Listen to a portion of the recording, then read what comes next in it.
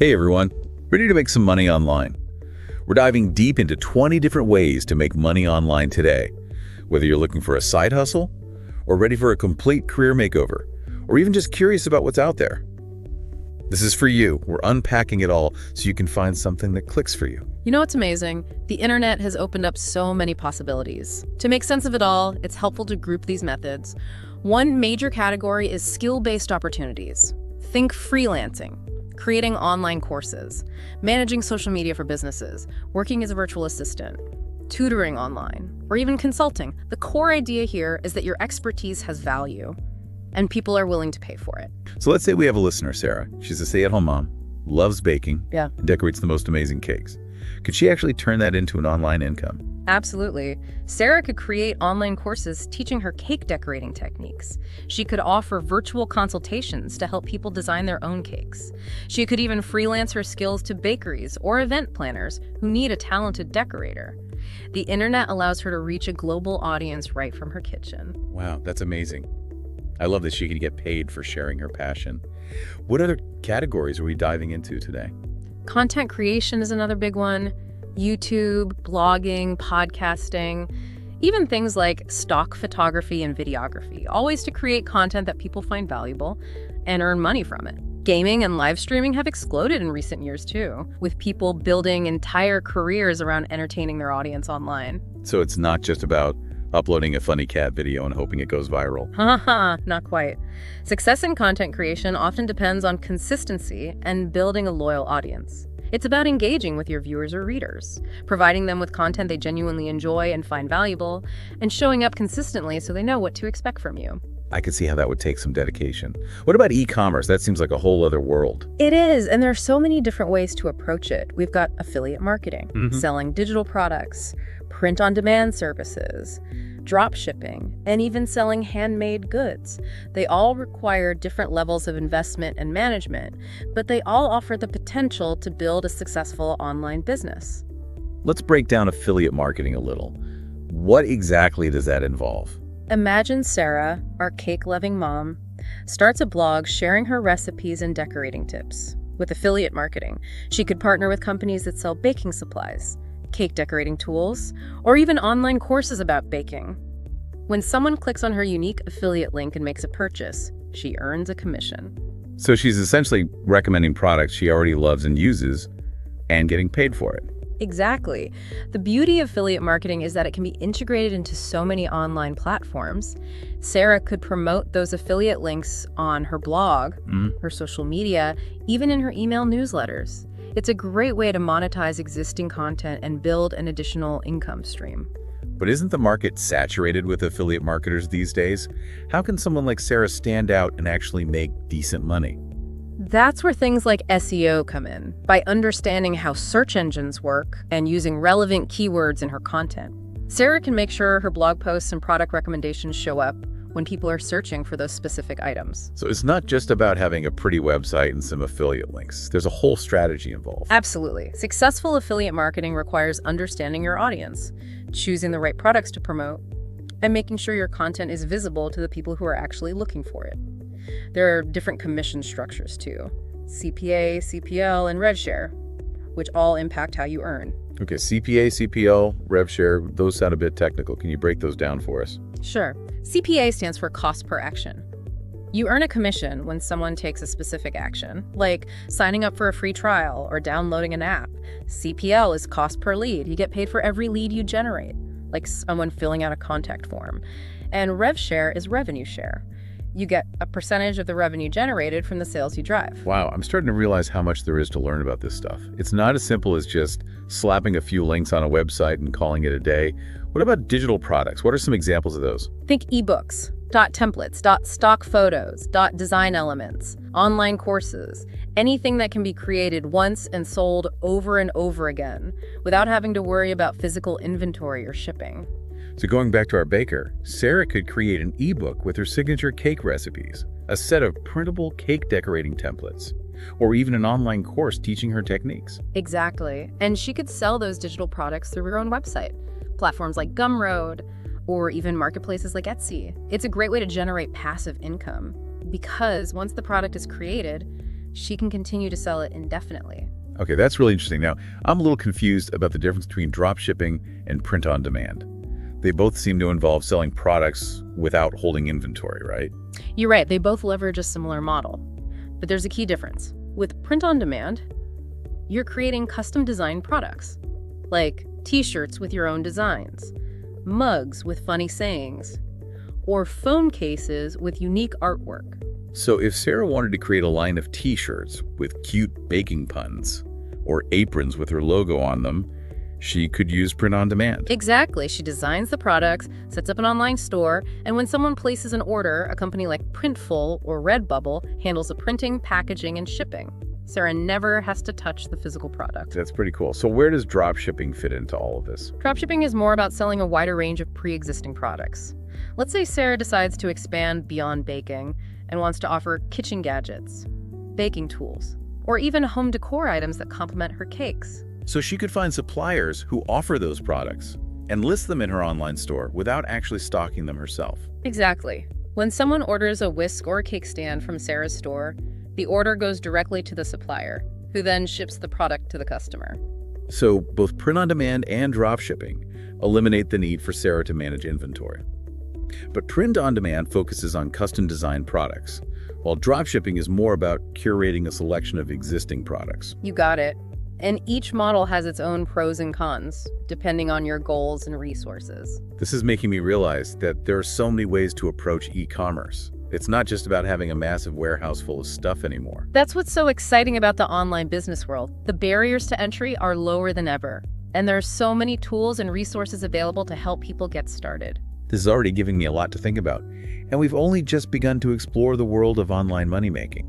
Okay, we've covered skill-based work, content creation, and the ins and outs of e-commerce. But what if Sarah, our listener, isn't really looking to start a full-blown business? Maybe she just wants a flexible way to earn some extra cash on her own schedule. That's a great point. Not everyone's goal is to become the next online business mogul. There are so many ways to make money online that offer more flexibility and don't require a huge upfront investment.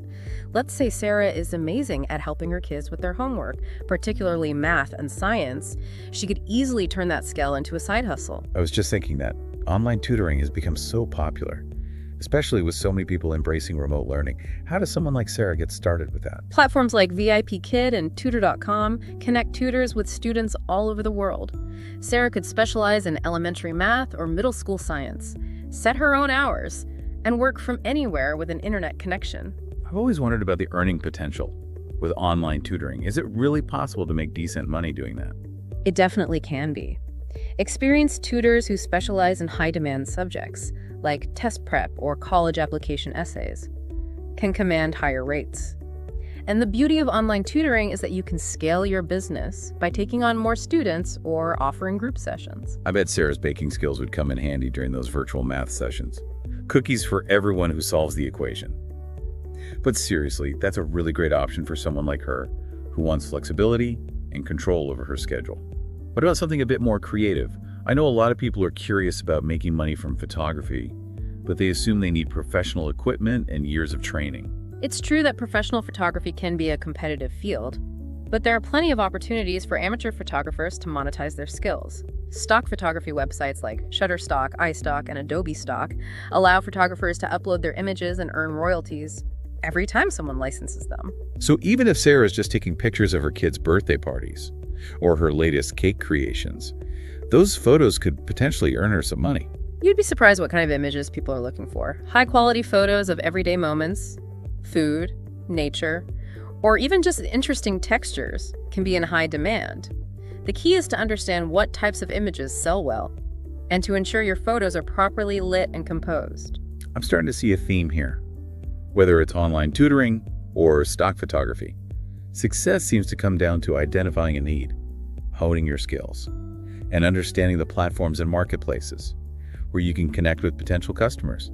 What about something like podcasting? Everyone seems to have a podcast these days, but can you really make money from it? Podcasting has become incredibly popular, and it's definitely a viable way to earn money online, although it's not a get-rich-quick scheme. I was just about to ask that. I feel like I've heard so many stories about podcasters making millions, but I'm sure it's not that easy. You're right. It takes a lot of hard work and dedication to build a successful podcast. But if you're passionate about a particular topic and you enjoy sharing your thoughts and knowledge with others, podcasting can be a great way to connect with a like-minded audience and potentially earn some income. So how do podcasters actually make money? There are a few common revenue models. One is sponsorships. Companies pay to have their products or services mentioned on the podcast. Another is listener donations.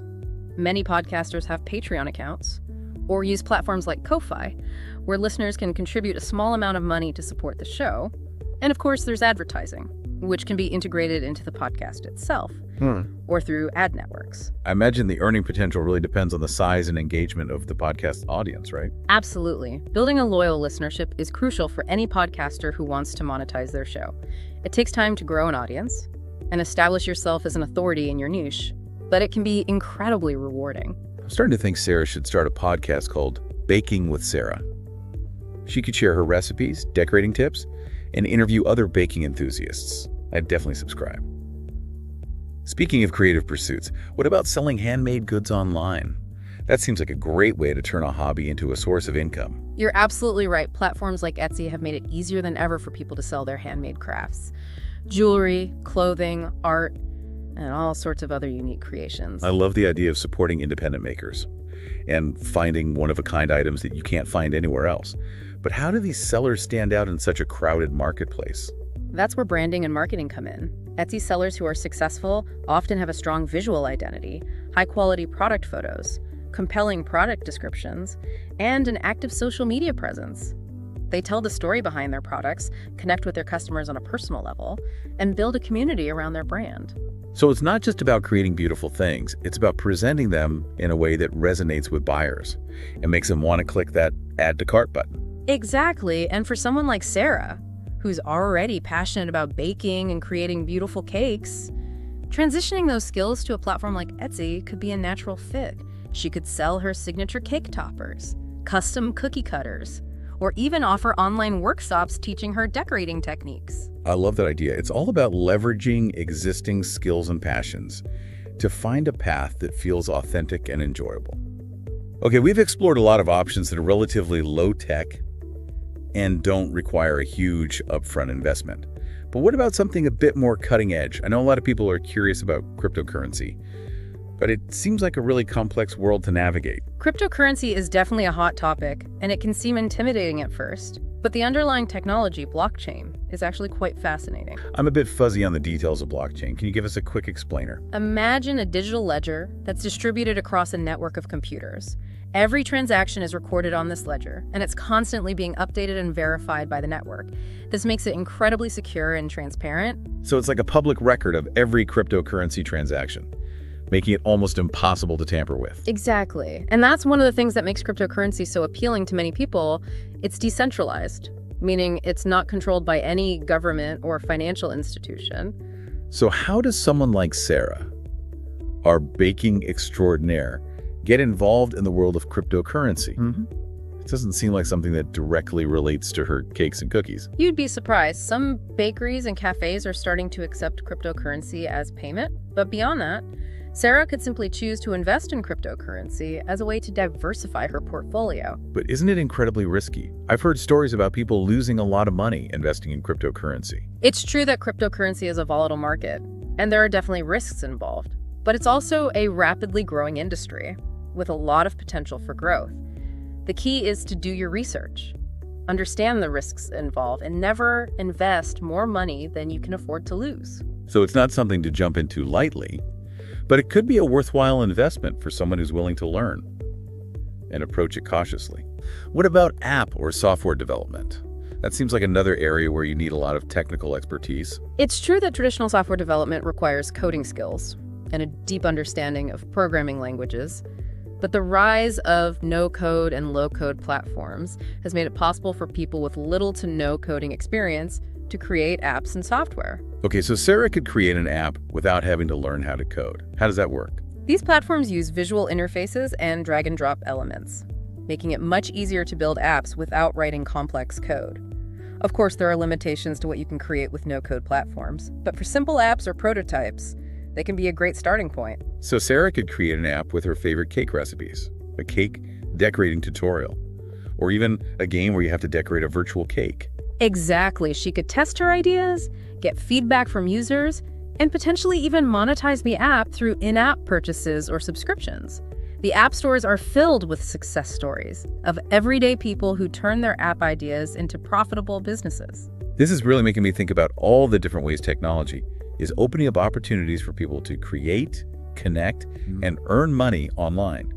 What about something a bit more traditional, like transcription services? I know a lot of people who are excellent typists and have always wondered if they could make money doing that. Transcription is still very much in demand. With the explosion of audio and video content online, businesses and individuals need accurate transcripts for podcasts, videos, interviews, meetings, and all sorts of other purposes. So if Sarah is a whiz at typing and has a keen eye for detail, she could potentially offer her transcription skills as a service. Absolutely. There are a lot of freelance platforms and websites where transcribers can connect with clients. Accuracy and attention to detail are crucial, as is the ability to meet deadlines and maintain confidentiality. I can see how that would be a good fit for someone who enjoys working independently and has a knack for language and grammar. But wouldn't the rise of speech recognition technology make human transcribers obsolete? It's true that speech recognition technology has come a long way, but it's still not perfect, especially when it comes to nuanced conversations, accents, or technical jargon. Human transcribers are still in high demand, and those with specialized skills, like medical or legal transcription, can earn even more. That's good to know. It's reassuring that there are still opportunities for people who excel at those traditional skills. Okay, we've covered a lot of different approaches to making money online, from the creative to the technical to the more traditional. But what about the people who have knowledge and expertise to share? Is online consulting still a viable option? Online consulting is more popular than ever. As businesses and individuals increasingly seek expert advice in various fields, platforms like Clarity.fm connect consultants with clients looking for guidance. So if Sarah, with all her baking expertise, decide to offer online consultations to help people perfect their cake decorating skills, she could use a platform like Clarity.fm to connect with potential clients. Exactly. Or she could create her own website and market her consulting services through social media and online communities. Online consulting is a great way to leverage your existing knowledge and experience to help others and earn income at the same time. This is making me realize that there truly is an online opportunity for almost every skill set and passion. We've covered so much ground already, and it's amazing how many different paths there are to explore. We've explored so many different ways to make money online. It's exciting, but I bet some of our listeners might be feeling overwhelmed by now.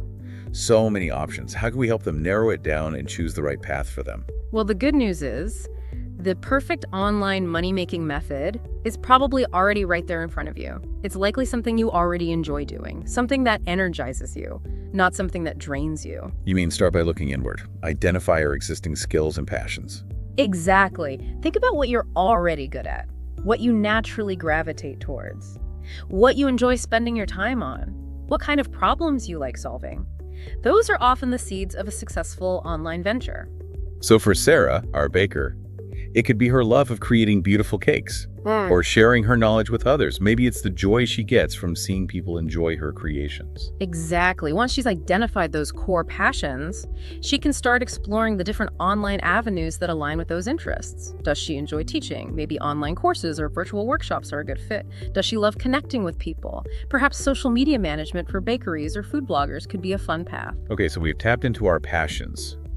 What else should we be considering? Your lifestyle goals. Do you crave flexibility, the freedom to work from anywhere? Are you looking to replace your full-time income? Or just earn some extra cash on the side? How much time and energy can you realistically devote to this? So, if Sarah's a busy stay-at-home mom, starting a complex dropshipping business might not be the most practical choice right now. Maybe offering virtual cake decorating consultations a few evenings a week would be more manageable. Exactly. It's all about finding that sweet spot, balancing your aspirations with your current circumstances. Don't try to force yourself into a mold that doesn't fit your life. That's a great point. So we've done some soul searching. Yeah. We've aligned our passions with our lifestyle goals.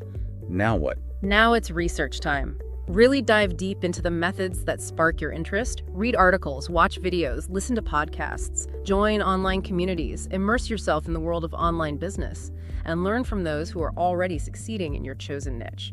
So if Sarah's set on selling her cake decorating supplies online, she should look for other bakers who built successful e-commerce businesses. Exactly. Learn from their experiences, see what platforms and tools they use, study their marketing strategies, and don't be afraid to reach out and ask questions. You'd be surprised how many people are happy to share their knowledge and help others succeed. I love that. There's a real sense of community and support in the online business world. Absolutely. And remember, making money online is a journey, not a destination. There will be bumps in the road, challenges to overcome, and lessons to learn.